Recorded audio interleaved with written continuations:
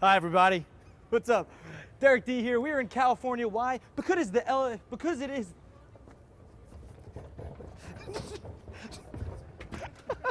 What's up everybody? We're in California. Why? Well, if you don't know, then you've been living under a rock. We're at the LA Auto Show today. I'm gonna be interviewing the chief engineer for the Ford Mustang. It's like a boss. You know what I mean in a little bit. Also, we hit up Land Rover, the Evoque is here, and we hit up the Audi booth for the Audi Quattro concept. Also, a bunch of other stuff mixed in between. How you guys doing? You having a good time? You psyched about the show? I am. Yeah, I'll talk to you later. Here it is, the LA Auto Show 2010. I'm Derek D. You're watching Fastlane Daily. You know what's another thing I really like about auto shows? Like a lot, the rugs. Watch, they're just so nice and plush. I could just sleep on the rug right here. You guys should join me, seriously. How cool are rugs at auto shows? Very. And the guy has to vacuum this though later. I feel bad for him. All right, this is fun. You wanna go up top? Let's go up top. Yes.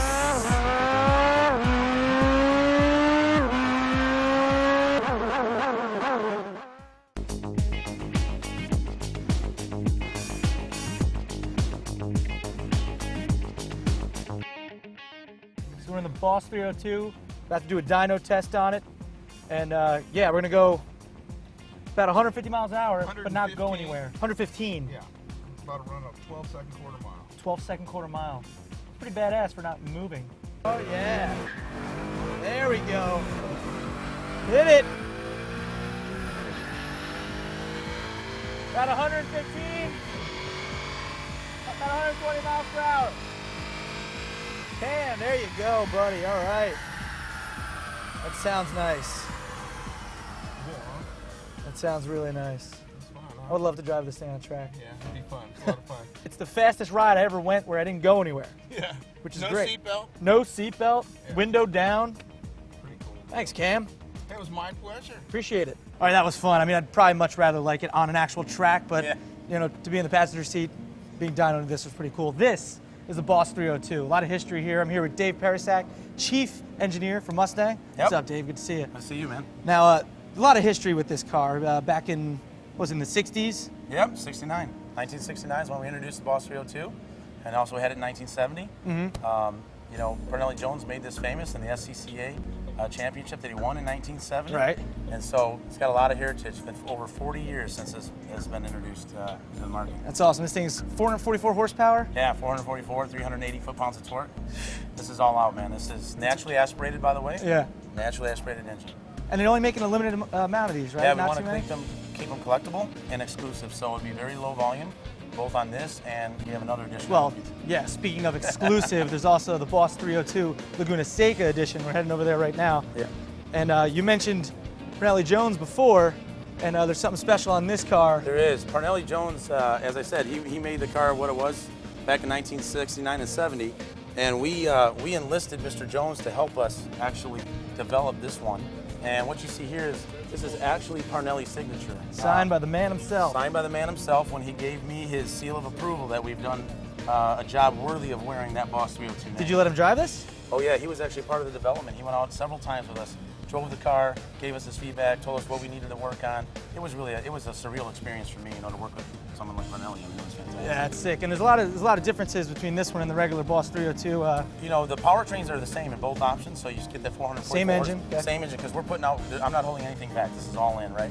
But we have some standard features on the Laguna Seca, things like brake cooling ducts, the gauges that you mentioned, does water temperature, oil temperature, and a performance gauge in the middle allows you to do 0 to 60, 60 to 0, quarter mile, stuff like that.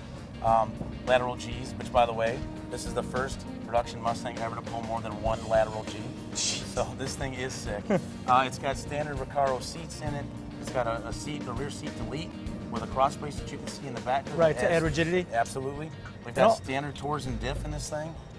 So this is just all out. This is a race car with a license plate. That's awesome. So street legal. But one of the most, I think, awesome things about the Laguna Seca edition and the regular Boss 302 is you get the regular key, but then you could go buy this other key from Ford. And how much is that key? Can you tell me? We didn't announce it yet, but I'm telling you what, you're going to be very happy when you hear the price. It's going to be very affordable. We're not looking to go out and make money. We're looking to give to our customers what we know they want.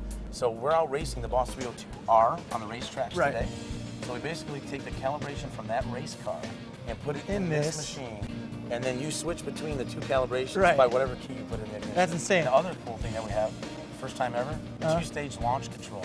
So, two-stage launch control? yeah, so what it does is it allows you to set the RPM that you want to launch this machine at. Right. And then you actually go through the launch process. So you're doing quarter miles and you want to be consistent, you can set your RPM at whatever launch you want. Let's say it's 2,500 RPM. Yeah. And then when you're ready, you launch the car at that. Wow. And we don't use throttle to eliminate that, or to hold the RPM. We actually use spark and other things to do that. So Right. when you're asking for full throttle, you've got it. This So is thing's that only with the special key, or that's with both keys? You could do that? No, that's with the special key. That's with the track key. Okay, so the two-stage launch control you can't do with the regular key. No. You need the special key. special You guys have like a special name for it? We just call it track key. It's your track key. Just call it track key, You but I call it badass. So Badass key. Hi, I'd like to buy the badass Right, key I for want the Ford, badass please. key, please. Oh, awesome. Well, hey, if you guys come to the LA Auto Show, make sure you check out the Boss 302 and the Boss 302 Laguna Seca edition. Dave, I appreciate it, man. Thank you, man. I gotta get a hold of that badass key. We'll get you in one Like thing. a boss. This car's a boss. All right, I gotta tell you. We're at the Suzuki booth, and yeah, they got cars or whatever. Who cares? Cookies are slamming. These are the best cookies ever.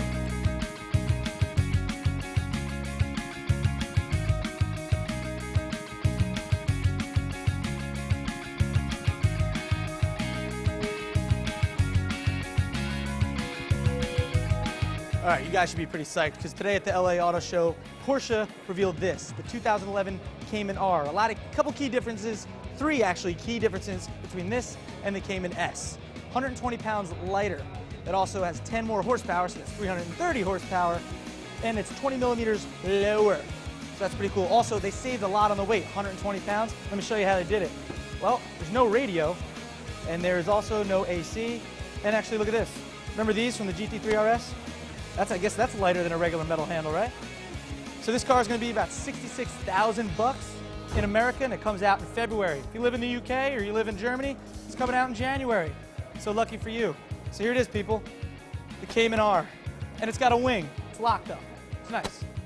Enjoy. Oh, Tom, one more thing. There's also the new Speedster. It's going over for over $200,000, and the new Carrera GTS over there. I just figured I'd let you know. All right, you can do your B-roll thing now.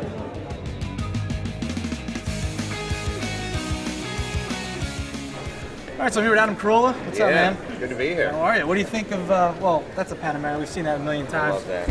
But the Cayman R over there, the new one, what's your thoughts on that? I'd probably get it in a different color, Right. but I guess 320 horsepower, mid-engine. A lot lighter? 3.4, a lot lighter and a lot stiffer because it's a coupe, and I mean, it's got to be fun. And also, I do love the convertible over there, the fast one. The Speedster? Speedster. Nice. I like the idea that they made those old school Fuchs look exactly like the originals. The originals, yeah. Which is Instead good. of 15s, they went with 19s, but boom. That is old school, but that's actually I don't like that about it. I like that. I like the old schoolness about it, but I don't just the way they look. I don't Well, like the. you- If you want to punch me in the better. face, go ahead. That's fine. Well, you're lucky I'm a. Yeah.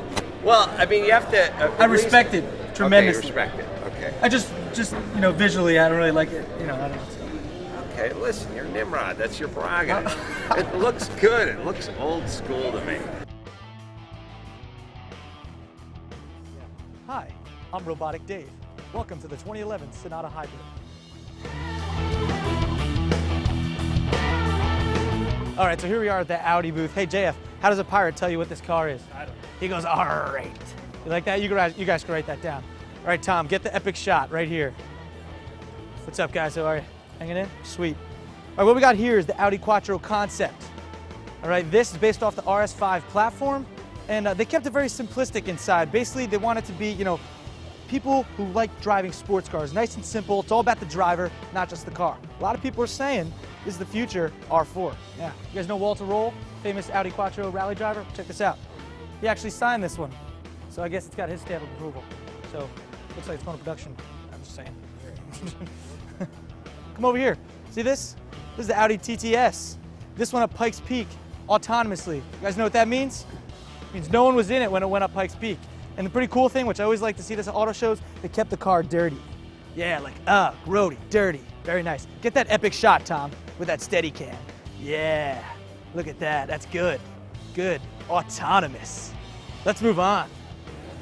All right, this is the Nürburgring Subaru. Fastest Subaru to ever go around the Nürburgring, 7 minutes, 55 seconds. Now, they said they did it bone stock. Although, we hear, a little birdie tells us that they weren't street tires. Also, look at this. That might shave off a little bit of time there. You know, this little tape with a little lip there on the back. I'm just saying, hey, 755 is still badass. All right, so we're over here at the Land Rover booth, and we got the Evoque. Now, we've seen this already, right? The two-door SUV. It's sick. One really cool thing about this, though, is that from concept to production, not much changed. We saw this in Detroit, what, like 2 years ago, 3 years ago? And basically looked just like this. And now look, it looks like there's not gonna be a lot of room in the back. We opened it up, it's actually pretty roomy. It's kind of got this bucket seat feel, it's nice. Now if two doors isn't your thing, well, guess what? Land Rover's hooking you up. They just revealed this today. 4-door Land Rover Evoque. Pretty nice. I don't know about the 4-door, but the 2-door I think we're gonna see in some rallies eventually.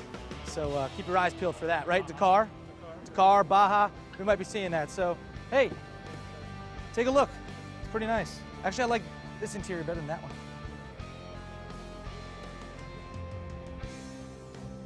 So we're just going like this, right? Like this? Okay. All right, so this is our epic closing shot. That's it for day one here at the LA Auto Show. Probably my favorite was the cookies at Suzuki. The Cayman R was pretty badass too. Make sure you tune in tomorrow for day 2 from exclusive coverage of the LA Auto Show. I'm getting dizzy with car information. I gotta get the hell out of here. Let's go get some beers. Woo!